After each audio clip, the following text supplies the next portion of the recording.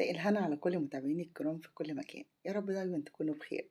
احنا في صيف والجو حر وزهقنا بقى، لا عايزين حاجات فيها صلصة ولا مسبكات ولا خضار تقيل. عايزين حاجات بسيطة خفيفة تفتح النفس زي ما انتوا شايفين. الصينية الجميلة دي من غير أي عصير قوطة. هقول لكم سر اللون الجميل ده، في نفس الوقت طالعة خفيفة كده وبسيطة وطعمها في منتهى الجمال، وبتتعمل في وقت قياسي.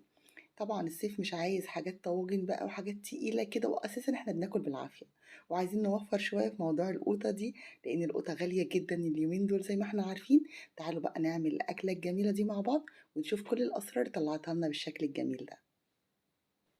هنسمي الله وندخل في وصفتنا على طول كالعادة. معايا فرخة ما شاء الله حجمها كبير شوية، تقريبا كانت 2 وربع.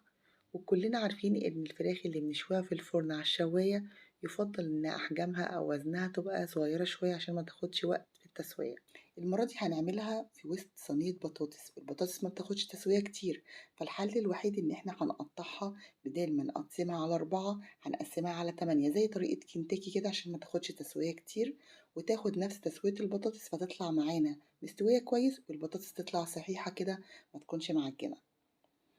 بصوا دي أول نص قطعته. طبعا أنا هشرح لكم بقى احنا عملنا ايه بالظبط. أنا قطعتها الأول من الظهر، قسمتها نصين، وبعد كده باخد الصدر أقسمه نصين كمان زي ما انتوا شايفين كده.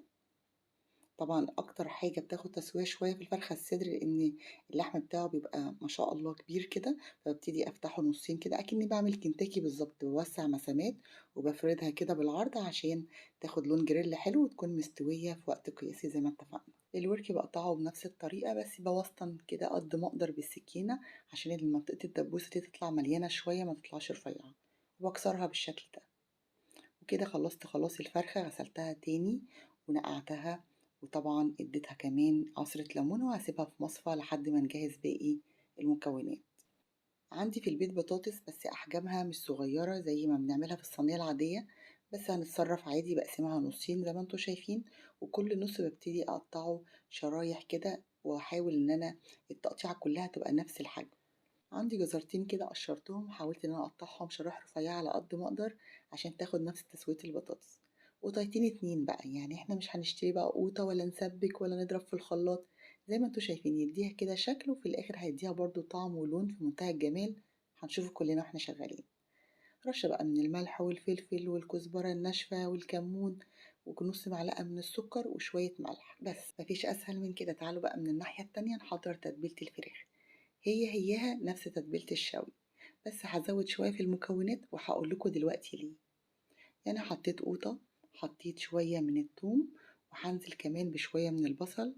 طبعا انا طول ما انا عندي البصل يعني الوان بحط بشكل، يعني حطيت احمر وهحط ابيض. هتلاحظوا ان انا كترت شوية في المكونات بتاعة تتبيلة الفراخ، لان انا ما ضفتش لا بصل ولا ثوم على صينية البطاطس، وعارفة ان كل التتبيلة دي هتبتدي تنزل في صينية البطاطس فكله هيطعم بعض.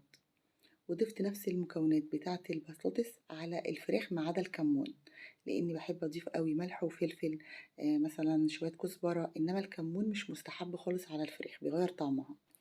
وفي كبة ببتدي افرم كل المكونات دي مع بعض كويس جدا، وبعد كده بنقلها في طبق تاني وبضيف لها عصرة الليمون المعتادة. الليمون ده سر الحياة، بينقل أي أكل في حتة تانية، خاصة لما يبقى فراخ أو طيور، وخاصة لو هتشويها كمان في الفرن بتديها تست هايل. بعد كده بضيف من كوباية لكوبايتين مية على الصينية عشان نطلع صوص حلو كده.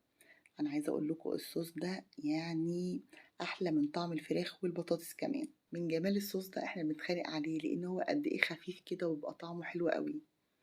لا في بقى كمية صلصة كتير ولا مسبكات ولا حاجات من دي.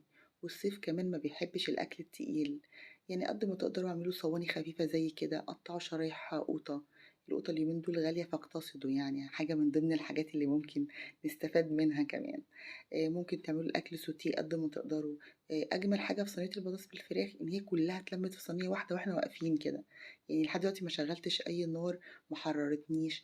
من الصواني البسيطة الخفيفة اللي بتتعمل كمان في المصايف، يعني مبتاخدش لا وقت ولا جهد، ممكن تجهزيها وتاخديها معاكي من البيت جاهزة كده. فاعملوا الحاجات البسيطة الخفيفة اللي ما تاخدش منكم كمان وقفة كتيرة في الحر بتاع المطبخ ده. بجهزها كلها في الصينية دي، وبعدين بحطها على النار تاخد غلية واحدة، وببتدي ارميها في الفرن بافتح تحت وفوق الجريل معاها عشان ما تاخدش مني وقت. دي آخر واحدة تبلتها كويس أهي. وبقى خلاص صينية الفراخ جاهزة معايا بالشكل ده. عايزين تضيفوا لها مية زيادة أوكي زي ما انتوا حابين، وبديها رشة من الفلفل الأسود على الوش وكمان رشة من الملح.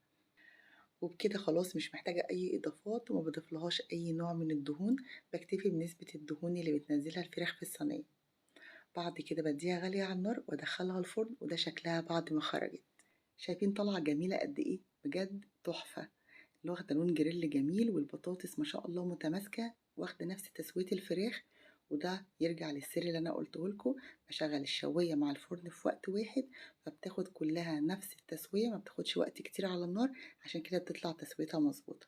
الفيديو خلاص انتهى. كانت معاكم سبا العرايشي، وإلى اللقاء في فيديو آخر إن شاء الله.